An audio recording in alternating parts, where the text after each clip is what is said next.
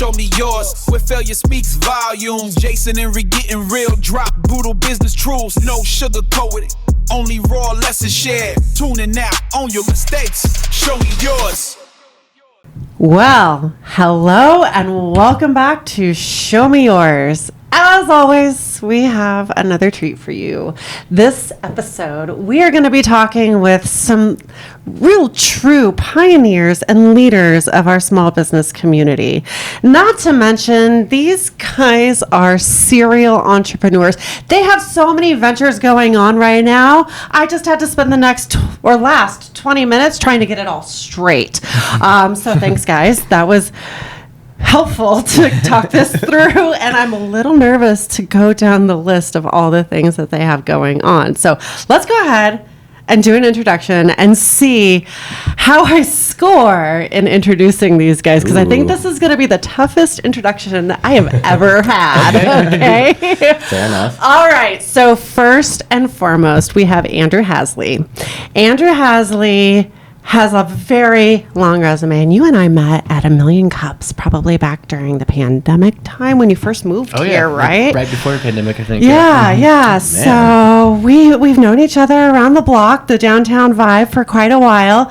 Back then, you were kickstarting Vehement Visuals, doing a ton of videography thing. I think you were even doing videography for A Million Cups, weren't you? Oh, yeah. Mm-hmm. Yeah. We were bringing the live stream and everything. Yeah, they were killing it. I was an organizer. You were the video guy, and we had a pretty amazing organizer crew back then. And it's all volunteer stuff too, by the way. Yeah. It is. Yeah, you volunteered your time, your equipment, you edited. You were incredible. Yeah. Even everyone else organizing. I mean, like, it's A Million Cups is successful by the volunteers who make it happen. So, and I'm so glad that, we were the number one in the nation at the time, right? We were. We had the largest volume of visitors, participants there in that same room. That's when we were at the warehouse, I believe. And I think we were one of the first to actually live stream as well, weren't we? I think so too. Because of you. Mm-hmm. Yep. Yeah. So, like I said, Not innovator. Exactly. But also, another innovation you've been working on is Booth Bingo. Yes. Tell us a little bit about Booth Bingo, because this sounds so fun. Yeah, Booth Bingo is a way for us to really help solve the problem of, there's these events with vendors, sponsors, and all this stuff, and a lot of the times it's more like a charity. Like, these people are not really being at least able to see results from being a vendor or an attendee, or not an attendee, a sponsor at a lot of events. A lot of it's just like, we love what you guys are doing, we just want to sponsor it, So we want to be able to, and Jay Dial is like the originator of the idea. He saw an issue and he wanted to solve it for his, because he does the Pioneer Rodeo. Check it out. You guys should get him on, actually. Yeah. We'll send you guys the information. Please do. He's an amazing guy, and he just loves people, and he just wanted to figure out, like, he's always, like, he has a company called Sponsors Edge, and he always wants to, how do we provide the value back to vendors and back to the people who are paying, who basically are funding the event, And so it's like Booth Bingo was a solution for that. He saw, like, this little Booth Bingo, like, actual paper card at an event he went to, and he was like, if we can make this like an actual, like, app product, and he started talking to me about it, and we've been building it since October. It's actually live now. People can have it in their events currently. So we just launched over the weekend, actually, crazy, Booth Bingo Lite, which is a smaller streamed down version. If you don't want, like, the leads that come with it, we have, like, really robust, like, awesome things that you get for, like, our premium software, but we decided to also make a light version so that more people can have access to this technology. So yeah, cool. It's brilliant. It makes me think of when I go to this big HR conference. It's called SHRM. They have this huge annual conference every year, and I call it adult trick or treating, because you go into the vendor area, and all I do is just hit up the places with the good merch, and good promotional all the stuff. Swag. So this would be a great motivator to actually go outside of the swag and Yeah, because people scan booths and they win prizes, and so that's part of the idea is to make sure we have a good grand prize so that it encourages people to visit all the booths, participate, and that's kind of the idea behind Booth Bingo. Yeah, love it, I love it. And then we have Marcus Alvarado, and you're from Red Mojo. Yep. Red Mojo Marketing. Right? He's on the Booth Bingo team too, by the way. Oh, so, you are. Yeah. You are. Tell us about Red Mojo. Man, so Red Mojo is my third agency that I've had as far as marketing is concerned, and I've had Recon Marketing for 6 years. Still own that one, although I'm going to merge them together. Red Mojo is newer; it's a year and a half old, and we do digital marketing. And before that, I did events. So this hit home with me with Booth Bingo. But my main trade is marketing. That's what I do. Okay. And so Andrew hit it right on the nail when he was talking about Booth Bingo specifically, because as an event organizer, just like Jay Dial, that was the thing, right? We always were able to bring, most of the time, bring really good attendance to our shows, always. Because I did tiny house festivals. It's really hard not to have a lot of people come to a tiny house festival, especially back then. And there was always vendors after the show that said, I still didn't get the engagement that I wanted. I still didn't get, the type of visits that I wanted or whatever. And we've seen firsthand, because we've done several events already of Booth Bingo, and how it's really gamified the experience for the attendees. And it's been amazing. And this is all in Andrew's head, and he's built so much more than even the original idea behind what Jay was saying for the whole thing too. So now after the show, all the vendors get all their leads that were confirmed when they were visiting the booth, ask them a series of questions like, are you interested in what this specific vendor is promoting? And if they say yes, that's a lead for that actual vendor. So not only is it bringing engagement to the booth at the show, it's actually shooting them off leads after Qualified the show. Leads. Yep. Yeah, that solves a massive problem. Jason's like, I know. where do I get in? Goodness, any event we go to, they better be doing Booth Bingo. That's all. Yeah. And that's their contact info. Yeah, exactly. That's it. We hope that the vendors will also be championing young. Absolutely. Yep. Because it's the big pain that a lot of people have. Now, anybody that's watching though probably doesn't know these guys from all of this cool work you guys are doing. Most people recognize their face from the Colorado Business Podcast, which we are so excited we're a sponsor of. We love this podcast. I've been on. Thank you for inviting me as a guest. Yes. And so as we dive in, I mean, not only are you guys business partners, but you're also podcast developers, and that's now, I don't necessarily know that it's a business that you guys are developing as a podcast. So it is a business, tell us a little bit about that. What's the evolution of that been? You guys recently went through some rebranding. Give us a little bit of an update of what's going on in that world. Oh yeah. I originally started the idea because I wanted to connect with the business community here, and I wanted to be able to provide that feedback back to the community, and also just get known here because I didn't know anyone. And so I figured this would be a great thing to start. And from the beginning, I've always had sponsors in mind, but Marcus has really systematized getting sponsors and making a good revenue stream from it. Yeah. So that's been awesome. But yeah, I mean, just out of the love of wanting to help build the business community kind of was the precipice of it. And yeah, I'll kick it back to Marcus on this. Shoot, man, he's kind of underplaying a little bit. When I met Andrew, he was doing 5 episodes a week somehow. Oh my gosh, insane! Because you guys know, I mean, obviously putting on a podcast, absolutely insane. Just even the scheduling of a podcast is one of the hardest parts. Ridiculous. It is, especially in the beginning, because now it's not really as much of an issue. I mean, it's still hard, right? But so he was doing that. I wanted to do my own podcast. I was like, I'll meet you for coffee. We had a buddy that was going to introduce us. The buddy forgot to show up, so we're looking around. I'm like, at least I've seen him on Facebook on that podcast. I know what he looks like. Yeah. So I go up and we had a 3-4 hour conversation. This is in January of 2021, and I was like, dude, at the end of the conversation, I was like, let me go see your studio space. But in the back of my head, I'm like, we should just go into business together because he hasn't made it a business, official LLC yet. And I would love to be a part of this thing and help build it with him. So that was, again, over 5 years ago. And so I jumped in 90-something episodes in. He was already 90 episodes in.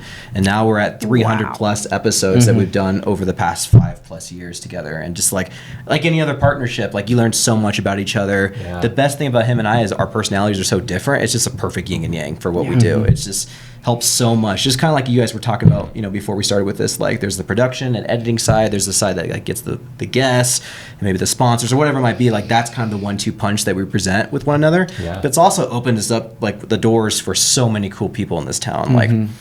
at this point now, like we have so many cool people who want to come on. We like get super excited, like, oh my gosh, there's a possibility because we're actually talking to the people of this person. Yeah. You know, it's just really Wow. cool. But for a long time, it was not like that. And we were just like, well, you know, we're still gonna do it, but like, you know, it's a challenge. Like doing a podcast is one of the hardest things to build as a business. You go years without much gratification from it, you know? And so we just kind of kept our heads down and just went through the pain, and now we're seeing some fruits of our labor, which has been really cool to see. Yeah. So I'm sorry, the question that I wanted to ask is, and before we get into the bucket and some other things, but I want to know, you guys are talking to like some of the smartest business people in Colorado Springs. What are some of the key things that you guys have taken away from some of these conversations? Like a highlight moment, doesn't have to be the best, but like what's something that hit you as you're sitting down and talking with some of these people that you're like, whoa, yeah, that's a good nugget right there. Yeah. I actually forgot to mention that's actually part of the reason why I started it too. Is like I now get mentorship from people who are actually doing businesses, and I get to talk to them and have a reason to talk to them. And like I've thought of it as like I get to learn as well too. Like I get to ask the questions that I want to ask from these business owners at all different levels of their business. So a general like question or a general answer to your question, it's hard, you know, like because everyone's like experience is different, you know. I know gleaning some information from J.W. Roth, who you know started the Ford Amphitheater here, you know, and so many other things. Yeah, I was gonna say one of the city's best entrepreneurs, you know. A good insight taken from him was, you know, learn how to raise money. Like building that skill of raising money is one of the most powerful things you could do, I think, is kind of what I learned, like a good takeaway from that specific episode. But yeah, what about you? I mean, kind of the same with him. So JW, he had partners that taught him how to raise money. So that's how he learned, is like he teamed up with partners who knew how to raise money for Bourbon Brothers and Roth's Food, which is incredible for him. I mean, now you're like, dude, this is the guy that raises money around town. And he just learned through the past 10 years they had Bourbon Brothers, which is incredible. But another thing too is like, these are all people. Like, I had no idea that J.W. Roth was a police officer. Like, he started as a police officer, and now look at him, like our next billionaire out of Colorado Springs, essentially. Yeah. So it's so incredible, like, what you learn, and some things that you might not have thought of, but you're like, yeah, these are all just people at the end of the day with their own stories. They all come from, you know, backgrounds that a lot of people can relate to. Yeah, absolutely. Out of all the years you guys have been doing this podcast, what's your biggest aha moment? Ooh, interesting. Biggest aha moment. Something that just kind of took you back. You weren't expecting. I think that, you know, when you're doing a podcast, you don't know where it's going to go in the immediate. So, like, one of the coolest things is, like, when we landed at Exponential Impact, by the way, thank you, Exponential Impact, because they've been an amazing partner of ours to host our show there over the past 2 years. The ability to learn from Andrew about doing a studio space and understanding spacing and things like that. Like when we landed that was a huge piece for us overall. I mean, I'm like, man, like I never thought we'd be able to be in a beautiful space like this. Like it was just unimaginable when we were first starting it. I'm like, man, this is a really cool look and depth and feel for our show. So it was kind of like a good aha for me. I'm like, man, I didn't think that we'd be like have this quality this quick, even though it was, you know, 6 years in, or I guess 4 years in when we started doing it at Exponential Impact. It was just always iterating, always learning, but you know, you never know when you put your head down what you can get really quickly as far as good quality is concerned, you know. Kind of like a pinch me, oh my gosh. Oh yeah. Yeah. Yeah, I know that feeling. Get excited when they come on. They're like, "Oh, this is awesome! This is like a legit thing, like a legit." I'm like, "Yeah, I mean, it takes a lot of time. We load in, load out, and we talked about this before, how that is for us, you know, to do that. But like, once it's set, it looks nice. Like when you come in there, it's like, dang, we have this whole area to kind of film an episode. How long does it take? About an hour. Yeah. Oh, that's not too bad. Well, it's loading up, and it's me and Edgar. If it was just me, it would take longer than that. Or if it was just Edgar, it would take longer than that. But actually, I can get all my stuff set up if I'm really focused and not talking to Marcus. That's the real thing right there. I can get it in like 15, 20 minutes, actually. Oh my gosh. If I'm going, like I used to do construction, so like getting things set up is, you learn the systems and like how to go fast if you're focused, you know. Yeah. But yeah, sometimes we get to yapping. Andrew, what's been an aha moment for you? Yeah, see, that's a hard question for me. I can't think of a specific aha moment. It's just been, you know, showing up every week, showing up. And tell me this then. Let me go one step deeper. Tell me an aha moment on how you guys started to grow your channel, because you guys are one of the, if not the largest podcast out of Colorado Springs. You guys have an incredible amount of following. Your episodes are getting 20, 30,000 views. So what was a threshold of an aha moment where you realized, like we crossed that threshold and now like I changed something from what I was doing previously to now growing it? Was there an aha moment? Now in take that? note. This is Jason's opportunity to learn from you. Exactly. Mentor away. Yeah, it's interesting because it's not like it's all a subtle thing that we add, and we're improving constantly over time. Like the first episodes, the first 2 episodes were just audio only, a phone, and then for there was a good period where it was just one camera all the way up to like the 50th episode, something like that, where it's just one wide angle, and it seems similar to what you got right here, and then as soon as I wanted to prove that, so I'm like, okay, it's gonna be a pain in the A. You can curse. A pain in the arse. Since it was St. Patty's Day yesterday. Yeah.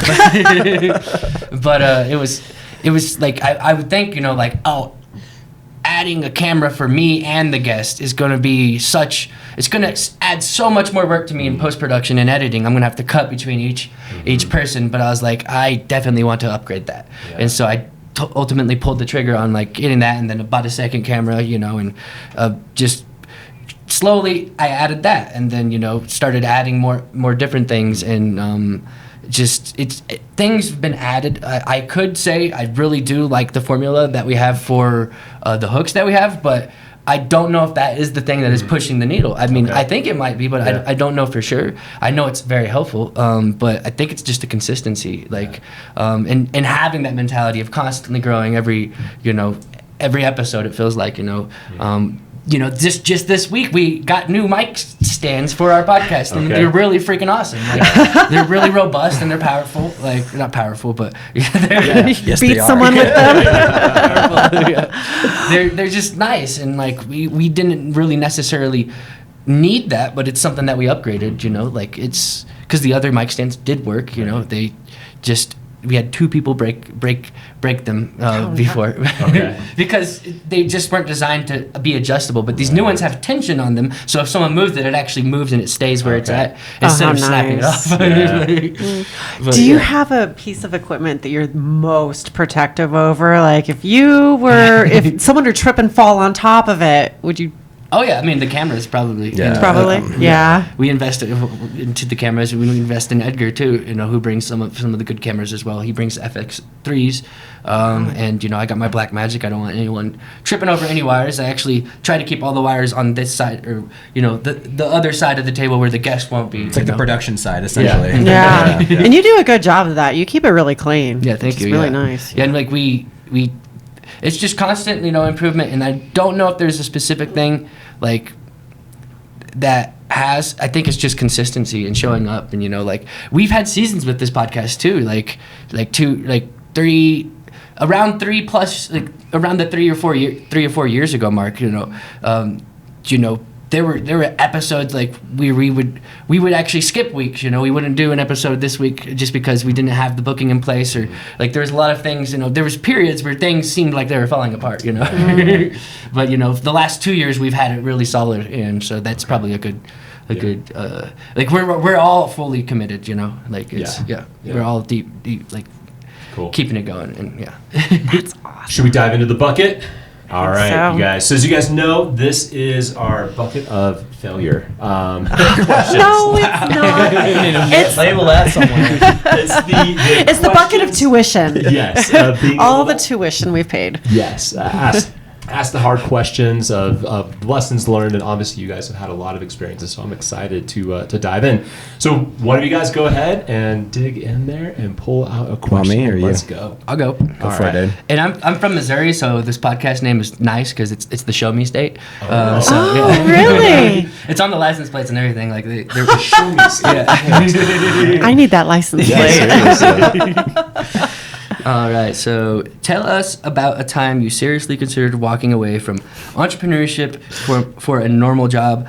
What ultimately stopped you? That's interesting because that's kind of, I was kind of already like touching on that a little bit. You know, we had a season even with the podcast, you know, where, you know, but, you know, just a couple years ago, actually, with Vima Visuals, I was just not really feeling. I just had my memory on Facebook pop up. That's how I know it was 2 years ago, because I made a post about it. I was like, hey, I was actually having a good amount of like work flowing in from it at that time. It wasn't like business was bad. I mean, there's obviously with video production, there's seasons, you know, and everything with every business, but.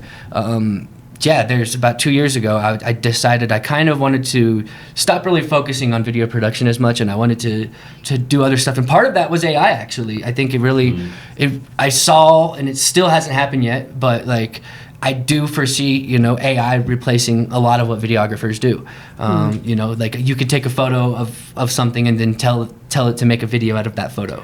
Now you can, and it does a pretty darn good job. It does. And, you know, like creating certain things, and obviously there will always be a need for like, you know, a videographer being at an event, you know, or something like that, I think. And I do think events are going up, so that actually might not even happen, you know, but I just wasn't really feeling videography that much. I'm an engineer at heart, and I love building and I love creating, and I really wanted to focus on that, you know, and so I kind of, you know, got a couple part-time jobs over the last couple years helping me with that. So a normal job, I was already kind of doing that a little bit, you know, on the side, but I actually recently put in my resignation just a couple weeks ago for that. So going more full-time on development stuff cliff again. And the podcast stuff. And it's still like, you know, it was interesting with that because my part-time jobs I always felt like they were still freelance in a way. Like even in my part-time job, the name of it was in my Vima Visuals folder actually on my computer. So it was still I looked at it. Folder? Yeah, I still looked at it as a client, you know. And so and the way that like our agreements were, you know, where that like the agreements were kind of set up like a freelance in a way, you know. It's like you can work up to 40 hours, but like there was no like mandatory for that. So sometimes I would be doing 10 hours, you know. Lately, the last couple of months, I've really been focused on Booth Bingo and building on that. So it was kind of just dwindling down to like even sometimes 5 hours a week. And it just wasn't fair to them to like, that's not like they need someone doing the work. And like, I just wasn't able to. And so I just ultimately had to like be like, I think we have to step away here. And, you know, Cool. But it's so cool. Ironic that even you go into traditional workforce and re-enter the workforce, your entrepreneur heart still takes over. Exactly, yeah. And that's why I'm probably not a good employee, you know. Look, we've got a sticker right here. What does it say? Sure, I'm my own worst, or sure, I'm my own boss, but I'm also my own worst employee. And then, where's the other one? Here we go. Owning a business means you're officially unemployable. Yeah, exactly. That's what I was getting at. Yeah, it's so true. Yeah. What about you, Marcus? Same question? Yeah. What's the question? So, time you thought about giving up or getting a full-time job, is that what it said? Yeah. I mean, I think entrepreneurs go through this a lot, depending on where they're at in the journey for being a business owner. I've had many times where I'm like, man, I don't know if I can go further because the pain is just so hard. So it happens several times. Geez, it's such a hard question to answer all at once. I would say for me, just like this says right here, I'm pretty unemployable in a lot of ways too. I haven't had a job in almost 10 years. And even though that last job was at a marketing agency and I actually liked it a lot, it's just there's this something in me that wants to be in control of my own destiny, no matter what it is. And so it could be a question of I'm going through a hard financial time and I need to figure out a way to either make money as an entrepreneur or I got to figure out a way to supplement that somehow through a job. And I've always been able to pull through on the entrepreneur side. So I think every entrepreneur goes through that, to be quite honest with you. Wouldn't you say? Oh, yeah. Yeah. Oh, yeah. It's been a couple years since I've looked at LinkedIn, but I have. Yeah. It's funny, throughout the years of building HR branches and now Savion, you're right, those financial difficulty times, you're like, oh my gosh, can I do this? I'm not pulling in any money.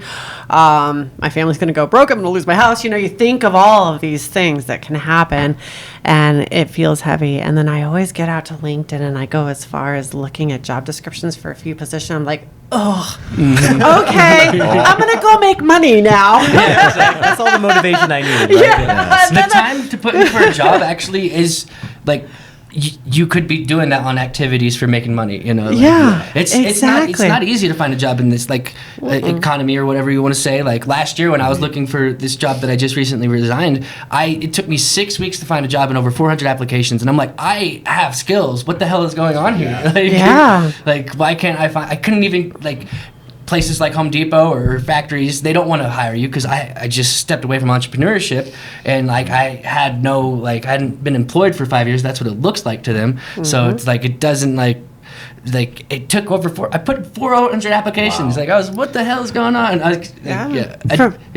From an HR perspective, also, you see an entrepreneur's resume, and the first thing you think is, well, this person's going to come in and take over. Yeah, that's it. Yeah, it makes it really tough for us as well on the opposite end. I had a personality for it when I was younger, and I didn't have the talent to back it up. So here's a cocky Same here. kid that actually didn't know anything but thought he knew everything. But now the talent's there to back it up more. So I can only imagine what it would be like now going in there and like 2 weeks down, I'm like, no, this is not the person that's going to employ me anymore, So yeah, I was just very unemployable as a young kid. I lost my first 3 jobs, got fired from all of them, Domino's, Discount Tire, like all the main jobs, and got fired quick, and was just being a knucklehead. Yeah. Like at Domino's, I was supposed to be door hanging, and I just went to the gym. And I did for like a year.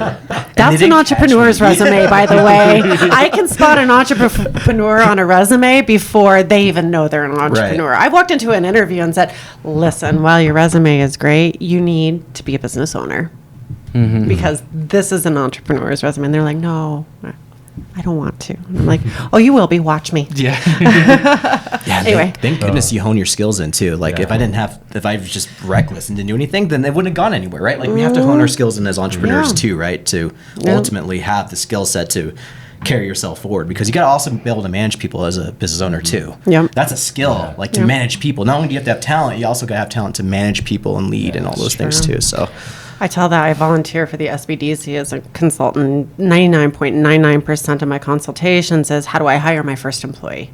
And I always tell these new entrepreneurs, well, congratulations. The day you hire your first employee, you just promoted yourself to management. Are you ready for that aspect? Are you ready for leadership as well? Because I'll tell you, if you're not a quality leader, that's where your HR problems happen.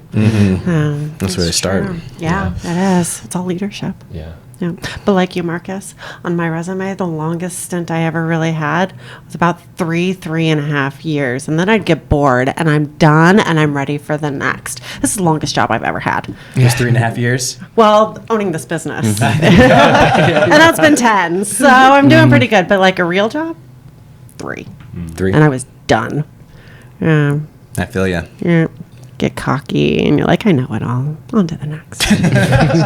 On to the next question then. Let's keep moving. Let's do this.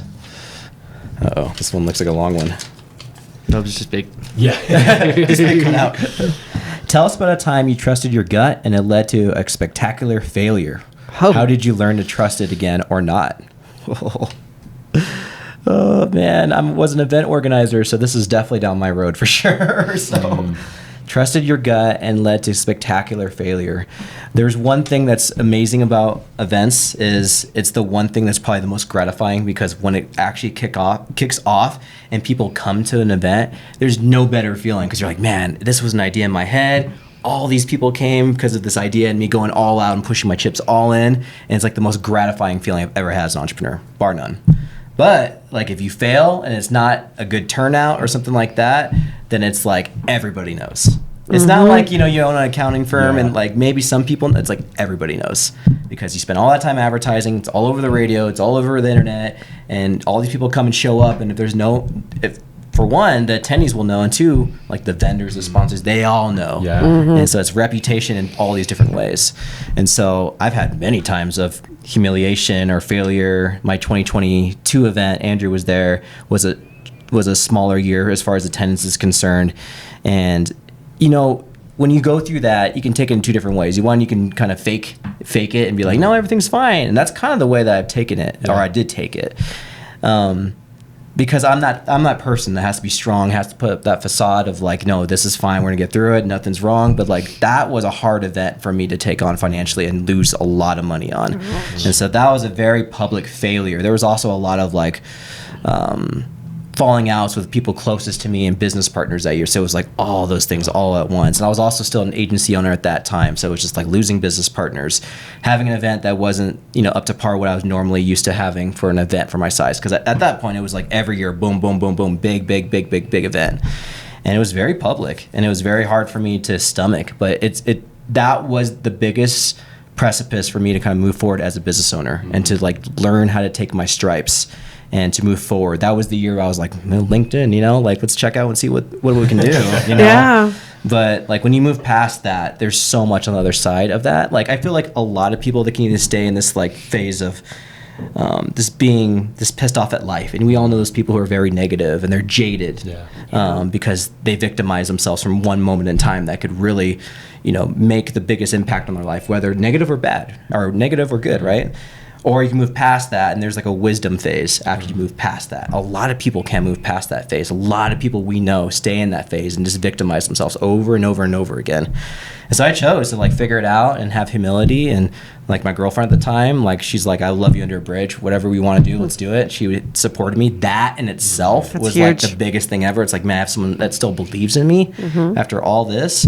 And that's how I move forward. It's like one step at a time. I'm like, this might take 2, 3, 4 years to dig out, but I'm ready to do this thing, and grab my shovel, and that was it. So, how did that second part of the question, like trusting yourself again? Like, what was that first time where you like tested yourself, and then it like you kind of passed that? You're like, okay, cool, I got a win under my belt again. It was the following year. The following year was a more successful year. It was kind of a slow moving piece to it because. At the top of that year, and Andrew will remember this, there was also someone who, I don't know how they did it, but they kind of went very, they grabbed all my contacts from all my lists of like all my sponsors, vendors, everything, and said I was a fraud and I was like overestimating like the attendance of my shows, and then they blasted to everybody that I knew. And so I was like, holy cow, this is crazy. And it's funny because like you get anxiety, you get mad, you get all these different things, but sometimes those emotions, those bad emotions, could be a good thing because it fueled me. I'm like, all right, well, I don't even know if I was going to do an event this year, but now I'm going to do a freaking event this year. And I'm going to do this again. And it gave me the fire to be like, we're going to do this and we're going to do this right. And that's kind of what gave me that kind of snowball of confidence again. I'm like, I know who I am. I've may have had one bad event or one event that wasn't like what it was normally like.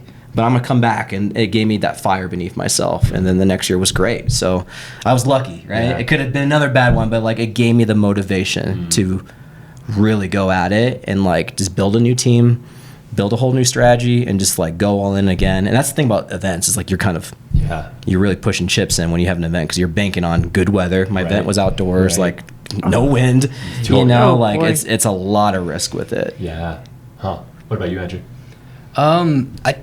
I trust my gut for everything I do, I think. So, I mean, a lot of that's kind of how I roll. It's kind of, I go with my gut, you know, for the most part. And I try to gauge I also try to test too. It's like, I'm not just going to go with my gut. I'm going to go with it, but also test. I know that I'm testing if I'm doing that. I don't just want to assume that my gut is correct, but something that led to a failure. Specific thing, I wouldn't consider it was kind of a failure, and it was around the time when I decided to step away from Vima Visuals, and I never stepped away from it. I mean, it still makes money today. I just don't actively promote it now people, it's just whatever comes to me and whatever happens to flow. But around that time 2 years ago, I did put all of my chips into advertising, and I dumped a lot of money, even put money on credit cards into advertising, but it broke even though. It just didn't work out, and it was kind of my last ditch effort. Like, if this doesn't work, then I'm going to try something else. So that's kind of what led to, you know, me wanting to kind of step away from Vima Visuals. That was part of it. I mean, I wouldn't say that I just wanted it to work so bad, and I wanted it to and did slightly work. Like breaking even's not bad, it could have been all gone, but it didn't work. If you're not making money, it didn't work. Let's face it. And so that's what felt like, and I put like a lot of my energy into that, and that's just one thing that comes to mind when asked this question. That's the first thing that comes to mind. But I mean, and so what did you learn to trust it again? I just can't stop hearing my gut. I don't know. Good for you. I just stick with that. I mean, I did have an experience that comes to mind when I think of that too, about like maybe a decade ago, maybe a little bit more than that now at this point. But I put on my own event, actually. So it was kind of an event, and it was a hip hop event, like a rapping event, and I was like the headliner and doing all this stuff. I had other people like that were supposed to, and like. Wait, now you're a rapper too? Oh my gosh. No, then, not too. Actually, I do still freestyle a lot, but not today. But now we add more to the resume, you guys. Actually, I could if we put on a beat, but no, Jason, you got a beat you can turn on? I think we might have to close out with this. I was like so dead. Like we rehearsed, like me and my friend D, we'd be rehearsing like so hardcore for like the album that I released, and like it was basically to promote that. It was called Rap is Dead. It was Halloween. It was a Halloween theme because that's why it was called Rap is Dead. And I even bought it was outside. This is one part I didn't know. Like I bought a generator, and it was a gas generator. Oh, no. I didn't buy it. So loud. I rented it from Home Depot actually, Uh-huh. and I didn't even think about that. And it was just.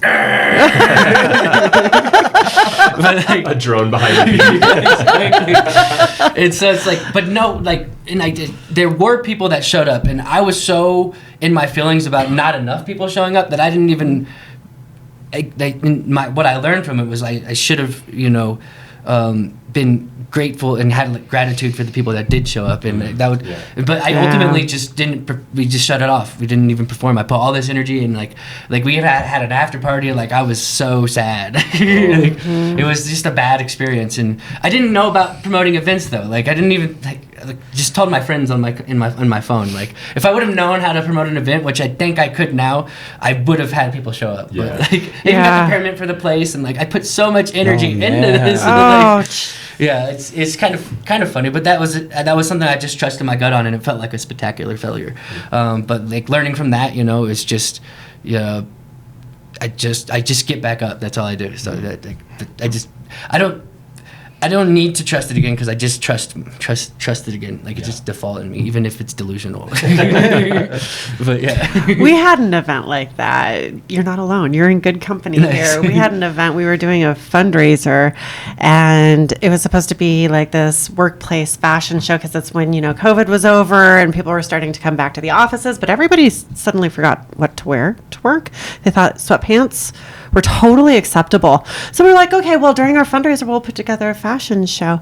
And we don't know how to promote events, but we had quite a large list to promote to. We have a client base. We had all this stuff. We had models show up. We had outfits all ready to go. I think 10 people walked through our doors. Mm-hmm. It was humiliating. Where was that? Yeah. Here at this office. It's like a gut punch, right? Oh my gosh, right. We had people go next door to Kauai to entice people from Kauai for free drinks to come over here. And they weren't even coming. It was so embarrassing. Like that's probably one of the most publicly embarrassing moments of the business I can ever think of. But yeah, it gets you right in the gut. Yeah, I mean, and it feels bad, but when you look at it in hindsight, it's it's not that bad. Yeah. Like you, I wish I would have appreciated the people who did show up. But like you, I was so focused on the people who did not show up that I was just sulking and grouchy the whole time. It was not pleasant to be around. For sure. It wasn't good. Yeah. I feel you. Like you got me right here. Yeah. Yeah. It's relatable for sure, I think, at least for some people. For some. The people who don't know how to promote events and all. I was gonna say, I think as leaders, knowing how to trust our gut is a skill that we have to develop. And so learning how to listen to that intuition and knowing how to lean into that is such an important thing. but you don't get it right all the time. And so often, like you're saying, that kind of victim thing really does show up. People try it and then it doesn't work, and then they get stuck in that thing versus realizing like, no, your gut will tell you like pretty much everything you need to know if you can learn how to listen to it and then time it correctly and get through the failures, like not have it always be successful. Jason, you're a gut listener. Tell us about your gut experience. Oh man.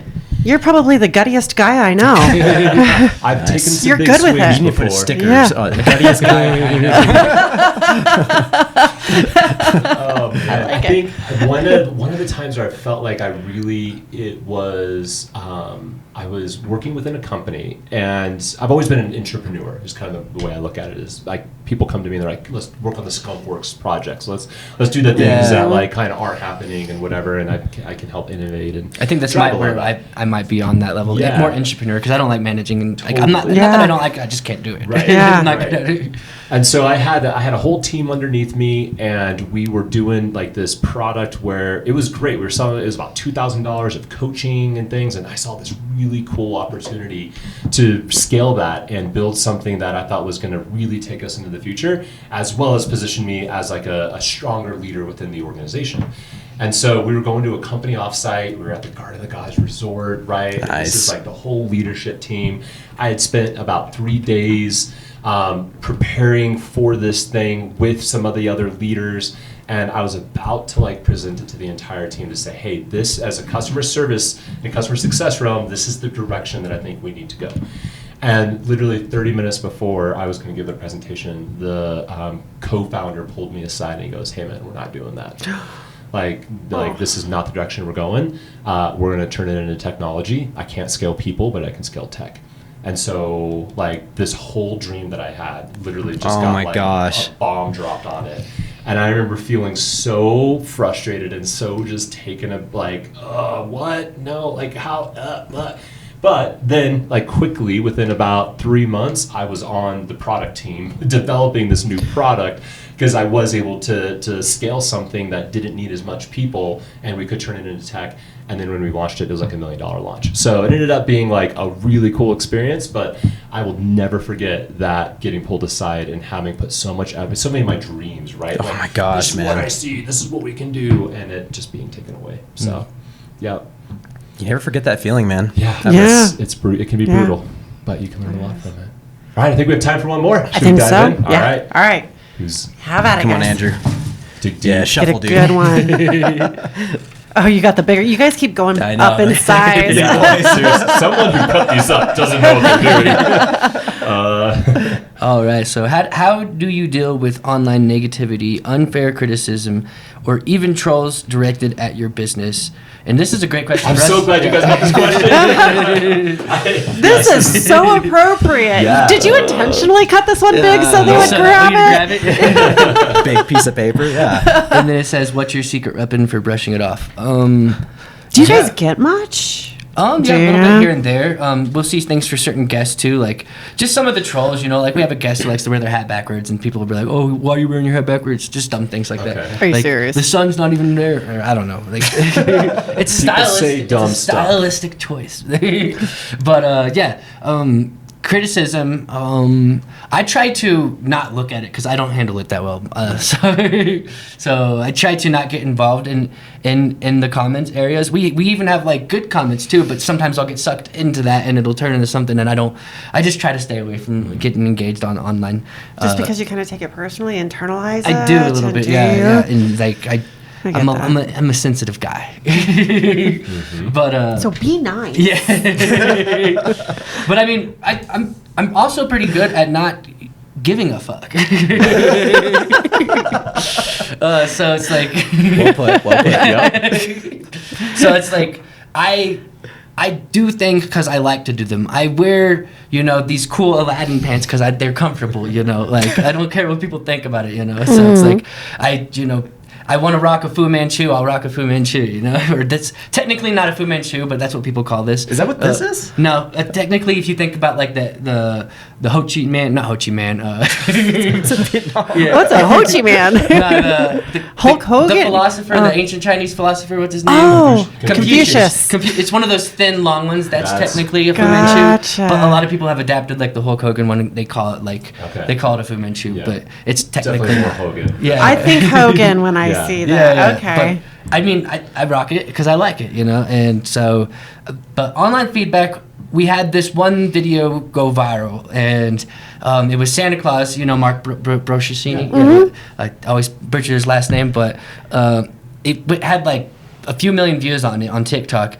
And at the end of it, I say, it just cuts to me because he's telling this really heartfelt story, and it just goes, "That's awesome," and just me saying that, and it cuts to me, and like there's like 300 comments on that with different because I said it funny too, so different variation. That's awesome. That's awesome. That's awesome. Like, and I want to make it merch actually and wear it as a shirt, but like that was just a fun one. I didn't take that one personally. I actually loved that aspect. So I guess that's not negative. I mean, it could be. They're technically making fun of me, but not really. They're having fun with you. They're having fun with me. Yes, exactly. I thought it was funny, I just for me how I'd answer that is I kind of just try to avoid it, and if I do see it's something that's negative or trolling, just not respond to it. It's the best because why go down that road? Well, that's kind of what they're seeking, right? Is that a reaction? That reaction, yeah. How about you? You're the marketing expert. Like, no, I kind of laugh at it. People make fun of my chin strap beard all the time on YouTube, which is hilarious. Yeah, they do it all the time. You just can't read the comments. You can't read because people are just trying to get a reaction, just like you say, you know, or they don't like the way that you put a response together, or some of the isms that all of us have. Like I always say, like, that's awesome. I'll say that a lot in response to when someone has a long-winded answer on the show. And you're like, oh, like it's kind of funny because they're actually pointing out things that you didn't even notice about yourself. You're like, I do say that's awesome a lot. Like you can have fun with it. I think at the end of the day though, like don't look into it because it's just people trying to get a reaction out of you. And whenever you have any level of success, I mean, even with me when I was doing my events or whatever, you're gonna have haters. You're gonna have a lot of haters. I just told you about one who just like email blasted people that I was close to, all my business partners and things of that nature. So what I've learned is just like you just got to be true to yourself. And people are going to try to exploit you for this and that and everything else, especially when you're visible online. It's very hard not to be a target, you know? And so the more and more that we garner a lot more attention online, it's just going to happen more. So we're kind of prepared for that, you know, especially when there are funny things about our appearance or whatever. It's like, whatever, you know? We're just who we are. I mean, anybody else can be on the internet and someone else can be making fun of them. What's the difference? So if you take it at that level, it's pretty fine. Now, again, like that all depends on if you know this person and they're making a shot at you versus a stranger online. You know? Yeah. So that's kind of how I take it. Do you ever find like they have that whole cliche, you know, what is it? You know, bad media is good media, or bad press is. Yeah, exactly. Do you guys find that to be true?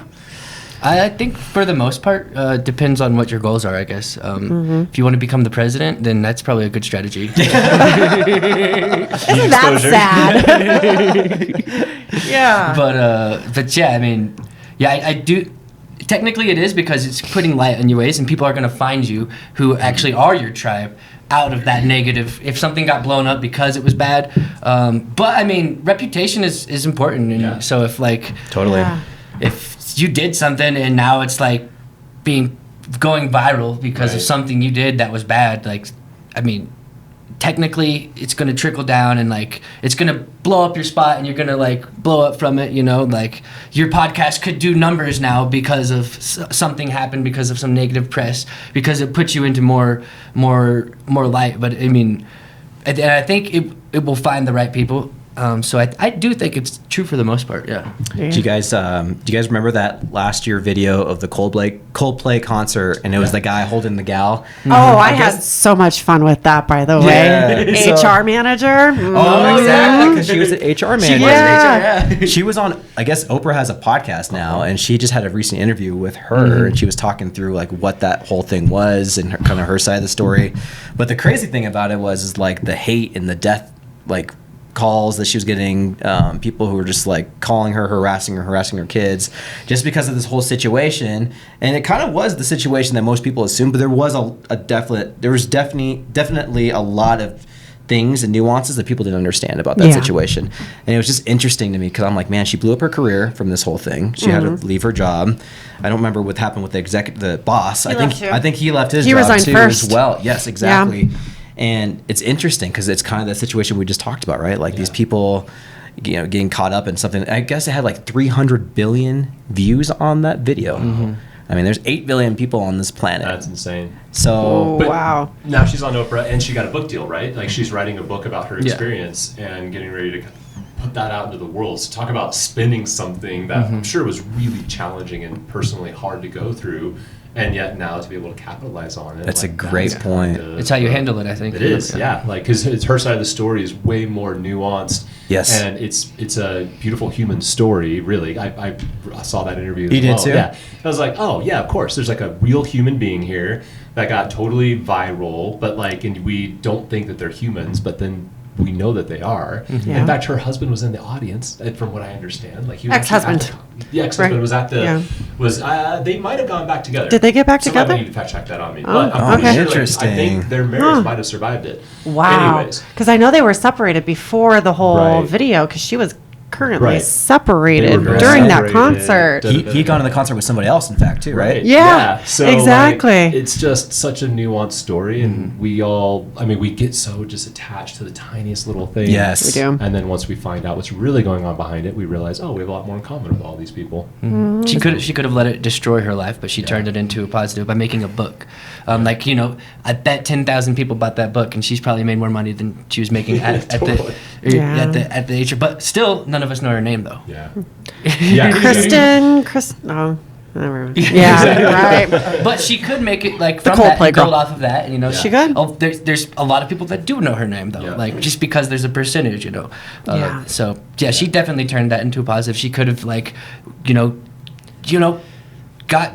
turned her threw her life away because of that, and like, you know, just my life's over, and you know, gone. That she might have had a little depression too from that, but like she definitely did. Could you? How could you not? I mean, those are some.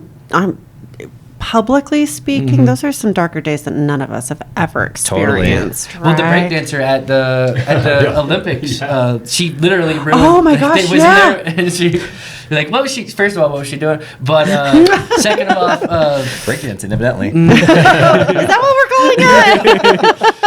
But she was getting a lot. Like, it was hard for her to handle that. Like, bad. Like, she's basically just being made fun of like hardcore. But I mean, she was the highlight of the Olympics. She really was. Do you guys remember the song Friday? Rebecca Black. Oh yeah. That viral song that went insane. I just saw an update on her, right? So that song like went viral like what 2013-ish, somewhere in there. I don't remember. It was this song, and her mom spent $1,000 on this music video for her daughter singing this song, and it went like uber viral at the time. I mean, it was memed, it was everything, right? It really caused on radio stations every Friday. You know, it caused a ton of heartache for her. In fact, she ended up ruining the rest of her middle school years and her high school years.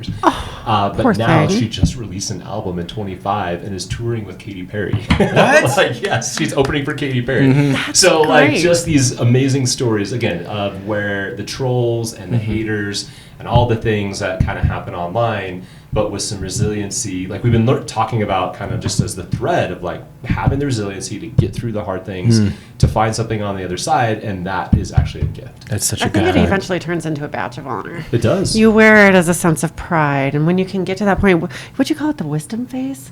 Yeah, I love that because I always call it, earning my tuition, right? Paying my tuition because I will always learn something out on the other end. But I love the wisdom phase. But I think that wisdom phase is that part that you hold so dear that results in those books and those touring deals that makes us better. I think it's American culture, right? The whole like they build you up just to break you down, but they also like to see a comeback story. So that's the trajectory of a lot of people, like the Mike Tyson stories. Like there's no better story than that, of like a full trajectory of like going back down, going to prison, doing all these losing, and then coming back up, and now he's like a beloved person in our world today. So it's so true. I think Gary Vee says it best, that phrase, the day trading attention. I think we're all doing that. Truly, that's what we do on social media. every day through marketing, through advertising, all these. We're just day trading attention, and when we have our moment, we got to make the best of that moment. Absolutely. And then if you're resilient enough, I mean, obviously, we can all make bad moments good moments for ourselves. Yeah. So true. Yeah. All right, Andrew, I'm cashing in. All right, I pulled up a beat. I have no clue what this sounds like. All it says is hard rap beat. Oh no. All right, so I'm gonna play this beat. Let you kind of get familiar Hold with it up it. to the mic so that the audience can. Oh, yes, sir. Too late. We gotta at least be able to hear the, Yeah. the beat. Okay, here, let me get a little closer so you can hear it. Are you ready? No. No. We're gonna reinvigorate your rap career Okay, today. I mean, the bandstand's opening up in the park, right? Yeah, in dude. Acacia Park. I don't know, So, man. I mean, Thursday nights concerts coming This this could be your summer. 7th career move this year. We're gonna add to the resume today, guys. All right, let's see.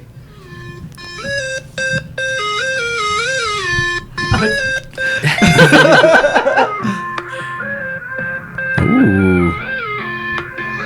I don't know if I'm going to actually, but I'll try. Okay.